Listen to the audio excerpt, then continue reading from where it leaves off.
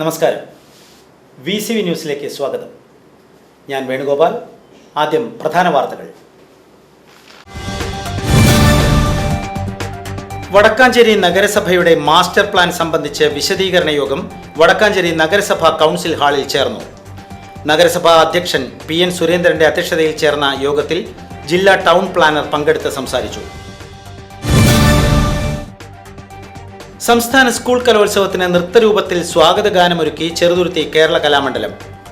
തനിമ നിറഞ്ഞ വിവിധ കലാരൂപങ്ങൾ കോർത്തിണക്കിയാണ് അവതരണ ഗാനം നൃത്താവിഷ്കാരത്തോടെ ചിട്ടപ്പെടുത്തിയിരിക്കുന്നത്. 10 മിനിറ്റ് നീണ്ടു നിൽക്കുന്ന നൃത്താവിഷ്കാരത്തിൽ 50-ൽ പരം വിദ്യാർത്ഥികളാണ് പങ്കെടുക്കുന്നത്. ജനുവരി 4-ാം തീയതിയാണ് കലോത്സവത്തിന് തിരിതെളിയുക.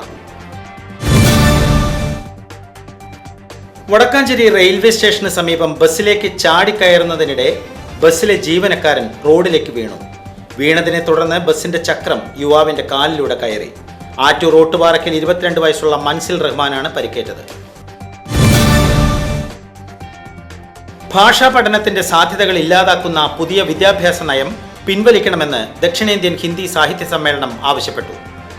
സംസ്ഥാനങ്ങൾ ദേശീയ വിദ്യാഭ്യാസ നയം നടപ്പാക്കുമ്പോൾ ഹിന്ദിക്കും മറ്റു ഭാഷകൾക്കും പ്രാമുഖ്യം നൽകണമെന്നും സമ്മേളനം പ്രമേയത്തിലൂടെ ആവശ്യപ്പെട്ടു.